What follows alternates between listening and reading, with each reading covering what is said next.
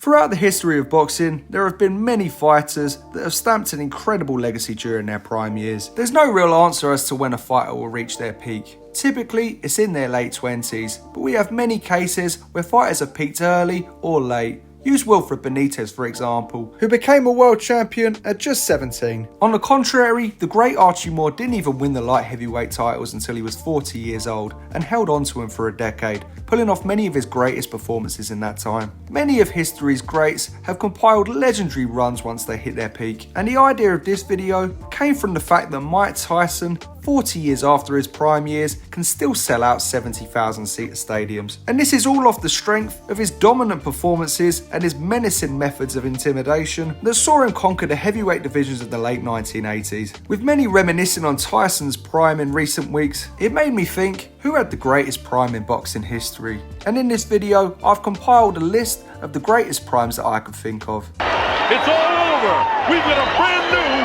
heavyweight champion of the world, Mike Tyson! And I think it's worth beginning with Tyson, whose prime years left such an iconic impact on the sport. Tyson's peak stemmed from 1986 to early 1990. One of the things I like about Tyson's prime years is how active and busy he was fighting. Mike defended the title successfully 9 times on his way to undisputed supremacy, and in the first year as champion, fought 6 times. He would defeat the likes of Larry Holmes, Frank Bruno, Bone Crusher Smith, Trevor Bervick, and most iconically, Michael Spinks in the first round, before suffering a huge upset defeat to Buster Douglas. Despite winning the heavyweight title again, he would never reach the same heights as he did between these years. But whilst it was Tyson that was dominating the late 1980s, it was Sugar Ray Leonard that was the star of the sport in the early 80s. Between 1979 to 1981, Leonard embarked on one of the most incredible runs of form ever seen, participating in one of the greatest fights there's ever been and beating many of the greatest boxers to ever live. His welterweight title run included a 15-round knockout over the youngest world champion in history in Wilfred Benitez in an extremely high-level fight,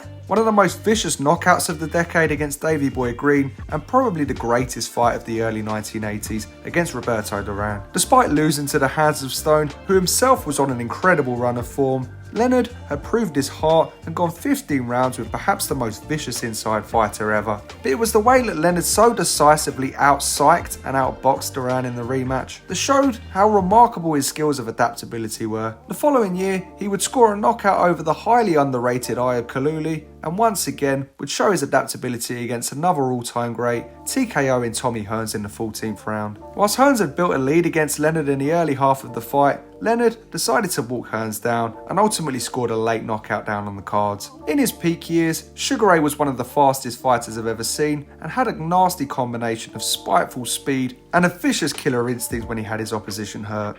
Leonard's great rival Roberto Duran is most known for his form in the 1980s. But most people don't know he was actually the fighter of the decade in the 1970s and went on a 10-year run that matches anyone else in history. Duran began his prime years defeating one of the most underrated world champions in history in Ernesto Marcel at featherweight, and having defeated the sturdy Hall of Fame champion Ken Buchanan for the lightweight title, the Hands of Stone would massacre the lightweight division for just shy of 7 years in a run of form that would see him universally accepted as the greatest lightweight to ever live. The violence and fury Duran boxed with during these years somewhat overshadows the incredible skills he possessed. For a fighter so aggressive, his defense was amongst the greatest ever seen in the sport. And throughout his reign as lightweight champion, he successfully defended the titles 12 times, scoring 11 knockouts, which are exactly the same figures as Marvin Hagler would compile during his middleweight title reign, and roughly around the same time. Yet Duran was fighting at a much higher consistency around those title fights, and during these years he would beat great fighters and world champions in Gutsu Shimatsu,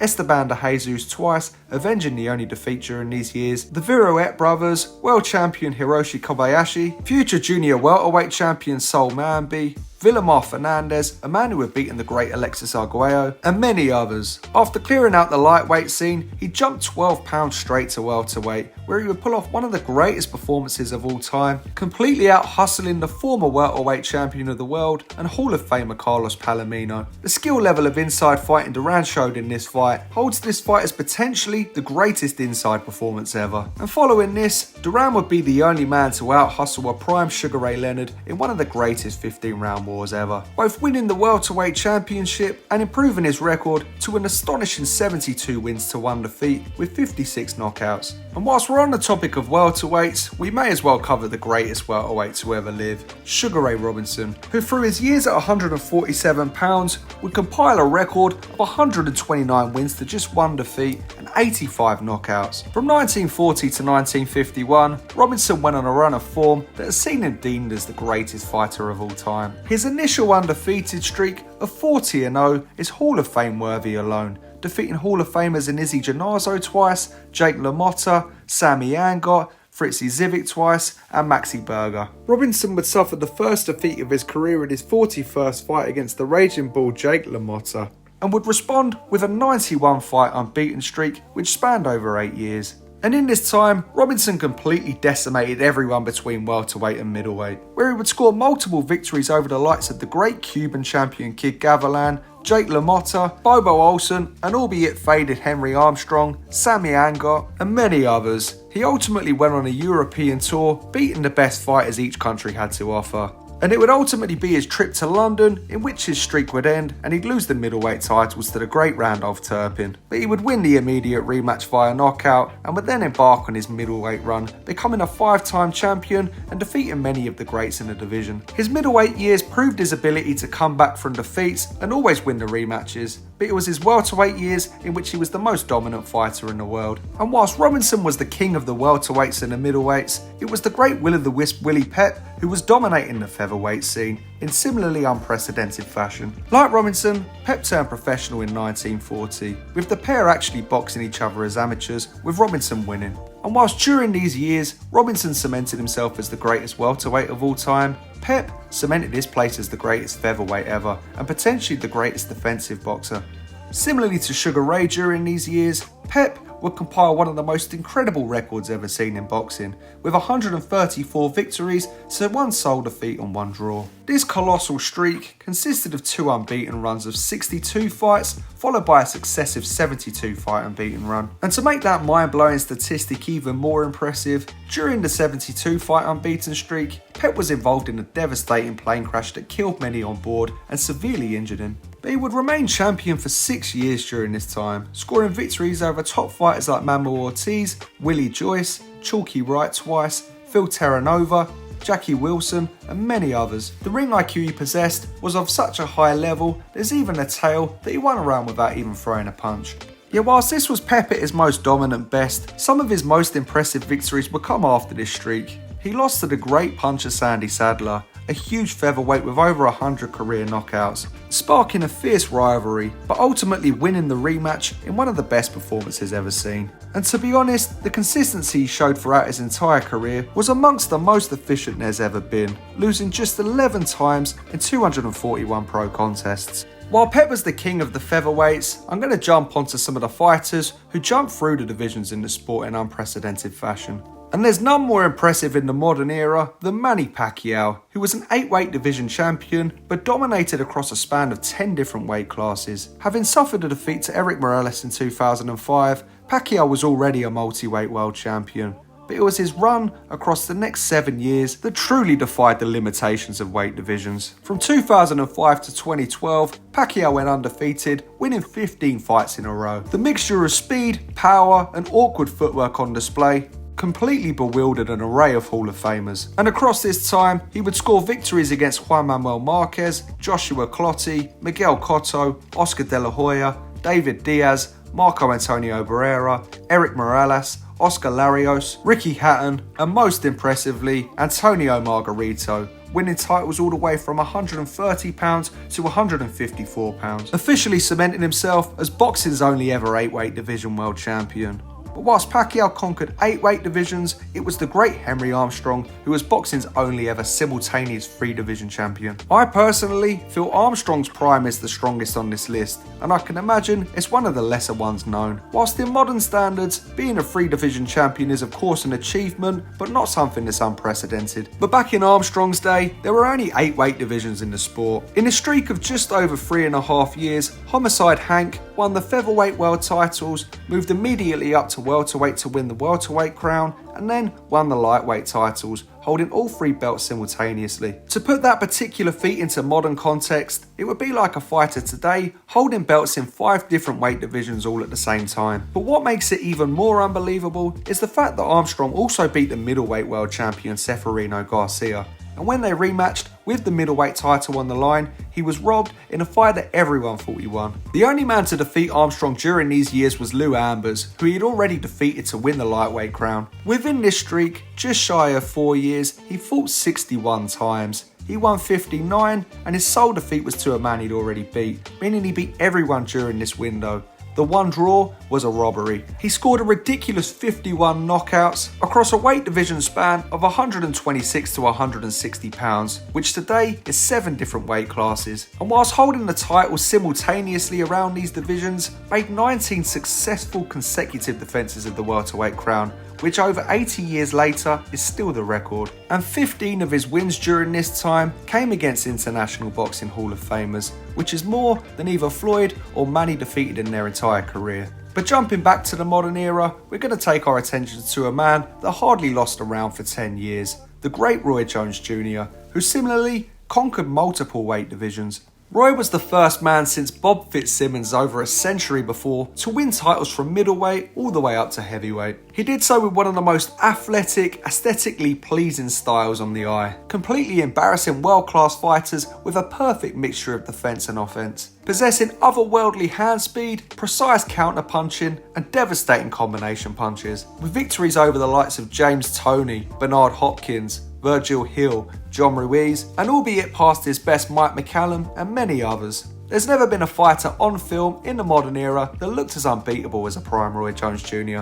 Across his first 50 fights, his record was 49 wins to 1 defeat, and that sole defeat was a disqualification loss to Montel Griffin, a fight in which he'd instantly avenged with a first round knockout. After moving back down to light heavyweight, after winning the crown in the biggest division in the sport, he would score a victory over Antonio Tarver, but after that, he was never the same. Although Jones was officially the first fighter in a century to win titles from middleweight to heavyweight, there were other fighters that had done so, but just never got the opportunity to fight for the title, despite beating the champions, and none more prevalent than Ezzard Charles. Throughout Ezzard Charles' prime years, similarly to Pepper Robertson in the 1940s, he compiled a resume that's amongst the greatest ever seen, being thrown straight into the deep end early on at middleweight, where he would fight the likes of Ken Overlin and would defeat the most avoided fighter of all time, Charlie Burley, twice. Charles also defeated middleweight champion Anton Christoforidis and Teddy Yaros at the division, but it would be at light heavyweight where he would cement himself as the greatest light heavyweight the sport's ever seen. During these years, Charles completely cleaned up,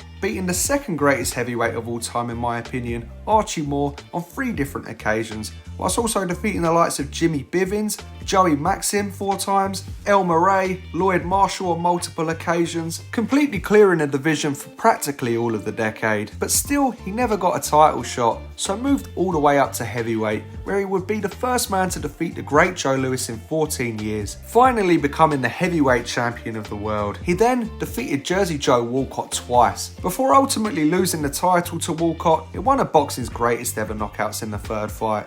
Walcott would go on to lose to Rocky Marciano, the only heavyweight champion to retire with a perfect undefeated record. But Charles would step in with Marciano twice, firstly being the only man to take him the full 15 rounds, and in the second fight being a round away from stopping Rocky, nearly taking his undefeated record, opening a gruesome cut which split the champion's nose. But Marciano came out to secure a stoppage in the next round. Across these years, Charles had a record of 71 wins to just 5 defeats and 1 draw. He had beaten arguably the second greatest light heavyweight of all time 4 times, the other light heavyweight champion of the era 4 times, whilst defeating the most avoided middleweight in history twice, and beating potentially the greatest heavyweight to ever live, in one of the greatest runs ever seen in boxing history. Yet it's a run that very few know the details of. Which gives me a perfect segue to introduce the man Known as the greatest boxer ever that most people don't know, Harry Greb. Greb's resume is regarded as the most solid and stacked in the entire history of the sport. The Pittsburgh Windmill lost just 16 times across 300 career fights, many of which span across 15 to 20 rounds. Whilst Charles beat the greatest from middleweight to heavyweight, Greb beat the best from welterweight up to heavyweight, and done so in so many different occasions it's easy to lose count. Greb has officially defeated the most Hall of Famers in boxing history, by some margin too, defeating 16 different members of the International Boxing Hall of Fame. As previously stated, these men range from welterweight to heavyweight champions, and amongst these names, many of which Greb defeated amongst the prime years I'm going to mention, were the likes of heavyweight champion Gene Tunney, whose loss to Greb was the only one he'd suffer in his whole career. Greb beat Tunney so badly over 15 rounds, the champion was hospitalised. He also defeated the dual weight world champion Mickey Walker, who Burt Sugar had in his top 10 of all time, as well as formidable light heavyweight Tommy Loughran on 4 different occasions. There were names like Jeff Smith, who lost 4 times to Greb, and the great Hall of Famer Battling Levinsky, who lost 7 out of 7 to Greb. In total, the Smoke City Wildcat scored 49 victories in the 70 fights he had against world champions and Hall of Famers, and he even chased the heavyweight champion of the world Jack Dempsey, who refused to fight him. And there are many sources that claim that the middleweight champion of the world Greb beat Jack Dempsey to pieces in an open sparring session. From the start of 1919 to 1923, Harry Greb lost just once in 110 professional fights. He scored 45 wins to no defeats in 1919 alone, compiling the most dominant year in boxing history. Throughout these years of dominance, Greb defeated the likes of Tommy Loughran 3 times, Gene Tunney, Tommy Gibbons, Jeff Smith on multiple occasions, Kid Norfolk, Gunboat Smith, Bob Moher, George K.O. Brown, Mike McTeague, Battling Levinsky, Bill Brennan and Leo Hawke, all either Hall of Famers or world champions. And what's most bizarre about this is that he was completely blind in one eye throughout most of this run, which he kept a secret until his death at 32. Whilst Harry Greb went on the greatest unbeaten streak over a single year, it was Julio Cesar Chavez who embarked on the longest unbeaten streak in modern history. Across the entire 1980s and the early 1990s, for 13 years, Chavez went undefeated in 90 straight fights, compiling a record of 89 wins to no defeats, 1 draw and 77 knockouts. The punishing Mexican-style Chavez deployed during these years completely battered everyone in his way.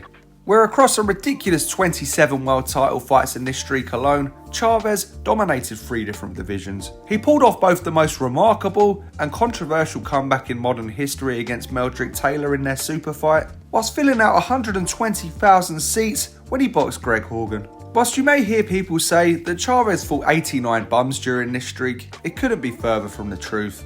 Chavez dispatched of a lot of top quality operators during these years, and none more impressively than when he defeated Edwin Rosario in what may be the most impressive beatdown of his career. Amongst the top names he defeated during these years were Roger Mayweather, Ruben Castillo, Rocky Lockridge, Juan Laporte, Danilo Cabrera, Edwin Rosario, Rafael Limon, the hard-punching Jose Luis Ramirez, Sammy Fuentes, Meldrick Taylor, Hector Camacho, Greg Horgan, and there was a controversial draw against the slick Pernell Whitaker.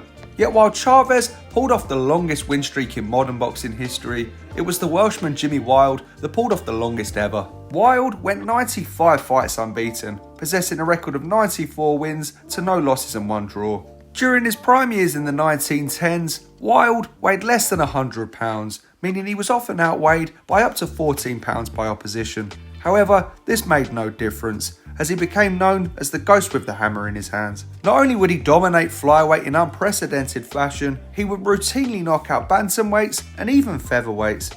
In 1920, Wilde became the first ever flyweight champion in boxing history, but he had dominated the smaller divisions for almost the entire decade prior. Going into the final 2 fights of his career, Wilde's record was 131 wins to just 2 defeats and a staggering 98 knockouts. Whilst his official record states he had 150 pro fights, many experts believe he may have had anywhere up to 800 fights.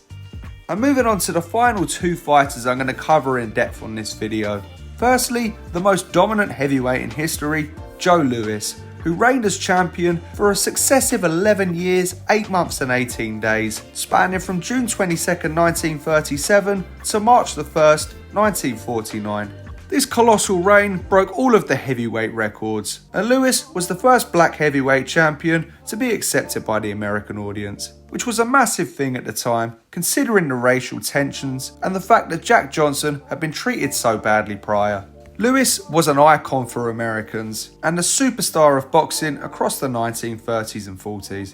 Yet whilst his iconic status has been matched or surpassed by very few since, it's his punching technique that makes him stand apart from many others. He's widely regarded to have the greatest technique of every punch in history, and his footwork always kept him in balance to perfectly throw his shots with maximum power. So much so that the Ring magazine have him down as the greatest knockout artist of all time. Even before he won the title and went on his legendary run, he was demolishing Hall of Famers and former world champions in Primo Carnera, Max Baer, Paulino Escudin, King Levinsky and Jack Sharkey. It was during these years that he'd suffered a sole defeat of his prime, a knockout to the future heavyweight champion of the world, Max Schmeling. Upon winning the title, he would go on to make a successive 26 successful title defences, with 23 of those ending before the final bell, where he scored multiple wins against Hall of Famers in Jersey Joe Walcott, Buddy Bear, Billy Conn, John Henry Lewis, and in potentially the biggest fight in boxing history, Max Schmeling, on the eve of World War II, where the entire world watched to see whether Lewis could avenge his sole defeat to the German. And Lewis would win via a first round knockout. Despite the propaganda being pumped by the two war machines, Lewis and Schmeling would be lifelong friends. Which takes me on to the final peak that I'm going to cover in great depth. The most iconic prime in history, Muhammad Ali. Ali's impact on the sport stems well beyond the ropes, but I think his iconic status can at times overshadow just how much of a great fighter he was, especially in his peak years. Ali's peak consists of the fewest fights on this list, having gone just 29-0 across a 7-year span from 1960 to 1967. However, Ali is widely renowned as the most complete heavyweight in history during these years, revolutionising the way heavyweights moved, throwing the textbook out the window and boxing with a completely unique movement style. He had the fastest hands, most elusive head movement, and most dynamic footwork of any heavyweight ever seen, and his performance against Cleveland Big Cat Williams is widely regarded as the best performance in history. And the resume is seriously impressive too, winning 10 world title fights, defeating the likes of Henry Cooper twice, Sonny Liston twice, Floyd Patterson, George Chuvalo, Cleveland Williams, Ernie Terrell and Zora Foley. Upon refusing to serve in the Vietnam War, Ali was banned for 3 years, amongst what would have inevitably been the best years of his career. And those are what I consider to be the greatest primes in boxing history. Don't get me wrong, there's loads of fighters that have left out, and that's no disrespect to any of the great fighters who embarked on some incredible legacies during their best years. I just feel that these are the standouts. However, we have to mention someone like Carlos Monzon, who made 14 successful title defences at middleweight in an 80+ fight unbeaten streak. And similarly great Marvin Hagler, who ruled the division for just shy of 7 years, defeating Hall of Famers in Tommy Hearns, Roberto Duran, and besting the beast John Mugabe in an absolute war. There are fighters like Floyd Mayweather Jr. and Sam Langford, who I can't pick one particular part of their extraordinary careers, which basically served as one long prime. With Langford defeating the best from lightweight all the way up to heavyweight, and Mayweather embarking on one of the most dominant runs, accumulating a 50-0 record across 5 different weight divisions. There are also fighters who left such an incredible impact in the short amount of time they had and never got to fulfill their legacies, like the Mexican legend Salvador Sanchez, who beat the likes of Azuma Nelson, Wilfredo Gomez, Juan Laporte and Danny Lopez all by the age of 23. Or Brazilian legend Ada Joffrey, the greatest bantamweight of all time, who in his entire career lost to one man, Japanese sensation Fighting Harada, who until recent years was the greatest Japanese fighter to ever live. And if I was to rank the top 5 amongst this list, I think it would look something like this. Pep's figures are just unbelievable. Considering he survived a deadly plane crash and remains so dominant, warrants a top 5 place for me. At number 4 I go with Roberto Duran, who could go down as the most complete aggressive fighter in history during his run in the 70s. Not only did he dominate the lightweight scene, but he started off by beating a great featherweight. And after cementing a legacy that saw him as the greatest ever lightweight, he moved up to school the ex-welterweight champion and then beat potentially the second greatest welterweight of all time in his prime. being the only man to do so. And number 3 would be Charles, whose run is so underrated. Not only did he beat all the best middleweights of his era, he then cemented himself as the greatest light heavyweight ever, defeating the competition not once but up to 4 times. And even after he never got a title shot, he moved up and dominated the heavyweight scene. And number 2, I'd go with Sugar Ray Robinson, who over such a vast amount of fights dominated in a way that no one else has done, beating the best lightweights of his era and then becoming the greatest welterweight ever seen, before moving up to dominate the middleweights, all with a complete style and knockout efficiency. I'm going to tie Robinson alongside Harry Greb. There's no footage of Greb's prime, but there's footage of the fighters he defeated during it. He was the only man to defeat the heavyweight champion Gene Tunney and defeated the likes of Tommy Loughran 4 times. He consistently dominated all of the top middleweights and top light heavyweights, and during these years even cleared out the heavyweight contenders to become the number 1 contender for Jack Dempsey's title, losing just once in well over 100 fights and going 45-0 in a single year is just ridiculous, and no one else in history has been able to maintain that dominance over such a level of activity. And the greatest prime ever in my opinion is Henry Armstrong's 3.5-year run of dominance, where he completely cleaned up half the weight divisions in the sport, holding the belt simultaneously. In 61 fights, he suffered 1 defeat to a man he'd already beaten. He scored 59 wins and 51 knockouts, at one point in time scoring a successive 27 knockouts in a row, conquering the equivalent of 7 divisions today all at the same time, winning over 20 world title fights and maintaining an 86% knockout ratio.